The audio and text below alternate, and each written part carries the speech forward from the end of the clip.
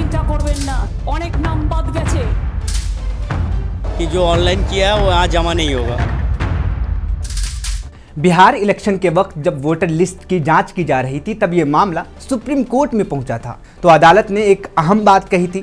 अदालत ने माना था कि इलेक्शन कमीशन को ये इख्तियार हासिल है कि वो वोटर लिस्ट की सफाई करे, यानी गलत या मशकूक संदिग्ध नामों को हटा दें। लेकिन साथ ही सुप्रीम कोर्ट ने यह भी वाज़ेह किया था कि अगर इलेक्शन के बिल्कुल करीब किया जाए तो इससे मसाइल पैदा हो सकते हैं। इसकी वजह अदालत ने खुद बताई थी। अगर किसी शख्स का नाम वोटर लिस्ट से हटा दिया जाता है तो वो लाजमी तौर पर अपील करेगा, क्योंकि वोट देना उसका बुनियादी हक है। लेकिन अपील का अमल वक्त लेता है। इस दौरान वो शख्स वोट नहीं दे पाएगा, चाहे वो असल और जायज़ वोटर ही क्यों ना हो।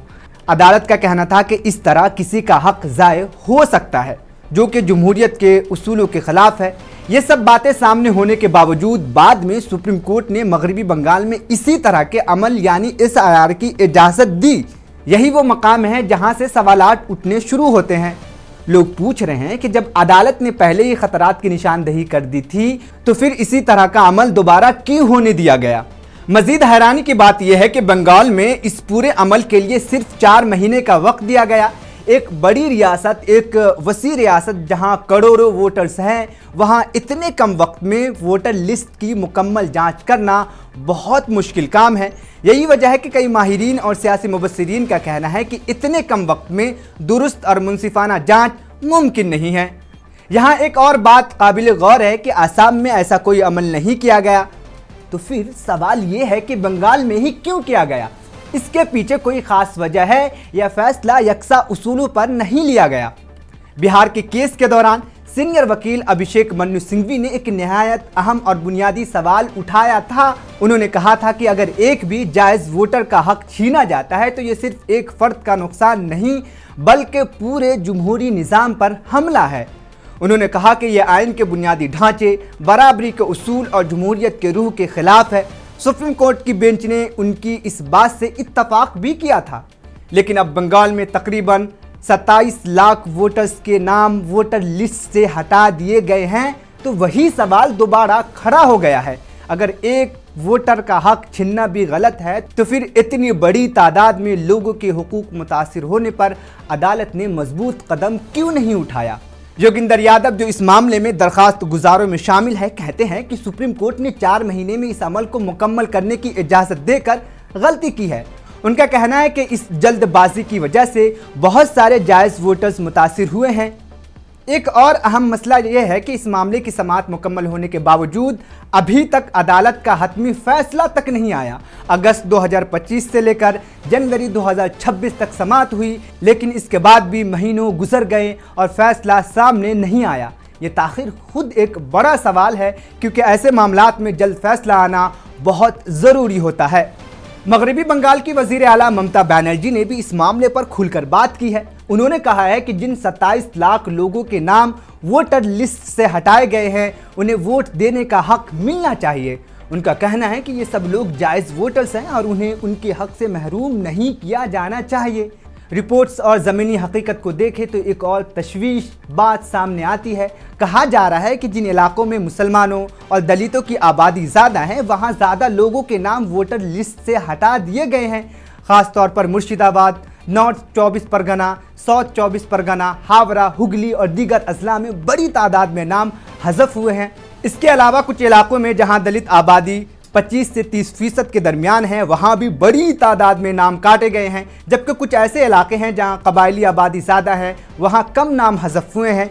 इस फ़र्क की वजह से ये शक पैदा होता है कि जांच का अमल हर जगह यकसा तरीके से नहीं किया गया। आम लोगों की शिकायत भी इस बात को मजबूत करती है कि कई अफराद ने बताया कि एक ही ख़ानदान में बाकी सबके नाम वोटर लिस्ट में तो मौजूद हैं, लेकिन किसी एक फ़र्द का नाम गायब है। मिसाल के तौर पर माँ, बाप और बहन भाई के नाम तो मौजूद हैं, लेकिन बेटे का नाम नहीं है। ऐसे मामला से लगता है कि कहीं ना कहीं अमल में गलती या लापरवाही तो हुई है। कुल मिलाकर देखा जाए तो तकरीबन 27 लाख वोटर्स के नाम हटा दिए गए हैं, जो कि कुल वोटर्स का तकरीबन 5% बनते हैं। ये कोई छोटी तादाद नहीं है। इलेक्शन जैसे हसास अमल में इतनी बड़ी तादाद का असर नतीजों पर पड़ सकता है। ये भी कहा जा रहा है कि पिछले इंतखाबात में कई सीटें बहुत कम फर्क से जीती गई थी। अगर इस बार इतनी बड़ी तादाद में वोटर्स मुतासिर होते हैं तो इससे नताइज बदल सकते हैं। इसीलिए कुछ लोग ये सवाल भी उठा रहे हैं कि क्या ये सब किसी खास सियासी फायदे के लिए किया जा रहा है। इलेक्शन कमीशन के रवैये पर भी सवाल उठ रहे हैं।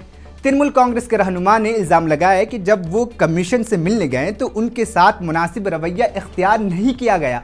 यहाँ तक कि कहा गया कि उन्हें निकल जाओ जैसे अल्फाज कहे गए, जो कि एक आईनी इदारे के लिए नामुनासिब समझे जाते हैं। मजीद ये कि इलेक्शन कमीशन ने एक ऐसा ट्वीट भी किया जिसमें एक मखसूस सियासी जमात का नाम लेकर बात की गई। आमतौर पर एक गैर जानिबदार इदारे किसी खास पार्टी का नाम लेकर इस तरह का बयान नहीं देता। इससे ये तासुर पैदा होता है कि कमीशन गैर जानिबदार नहीं रहा। अपोजिशन लीडरों ने भी इस पर सख्त रद्द-ए-अमल दिया है। अखिलेश यादव ने तंज़िया अंदाज में कहा कि अगर इलेक्शन कमीशन को ही हटा दिया जाए तो शायद सब कुछ खुद ही ठीक हो जाएगा। अरविंद केजरीवाल ने कहा, अब ये बात छिपी नहीं रही कि कमीशन पर दबाव है और वो आज़ादाना तौर पर काम नहीं कर रहा है। एक और अहम पहलू ये है कि अगर वाकई कहीं धांधली या बेज़ाब्तगियां हो रही थी तो इलेक्शन कमीशन के पास उसके सबूत होने चाहिए, क्योंकि हर पोलिंग बूथ पर वीडियो रिकॉर्डिंग होती है। अगर कमीशन के पास सबूत है तो उन्हें आवाम के सामने पेश करना चाहिए ताकि जो डॉट्स हैं वो ख़त्म हो सके। लेकिन मसला ये है कि जब कमीशन पर इल्ज़ाम लगता है तो वो सबूत नहीं देता, और जब खुद इल्ज़ाम लगाता है तो भी वाज़ेह सबूत पेश नहीं करता। इससे आवाम के जहन में मज़ीद सवालात पैदा होते हैं। आखिर में सबसे अहम सवाल ये रह जाता है, क्या जमहूरियत में इतनी बड़ी तादाद में लोगों का वोट छीनना दुरुस्त है?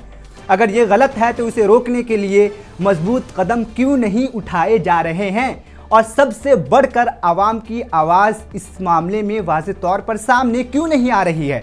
ये मामला सिर्फ एक रियासत का या एक इलेक्शन का नहीं है, बल्कि पूरे जमहूरियत के निज़ाम की साख का सवाल है। अगर वोटर को अपने हक राय दही के बारे में यकीन नहीं रहे तो जमहूरियत की बुनियाद ही कमज़ोर हो जाती है।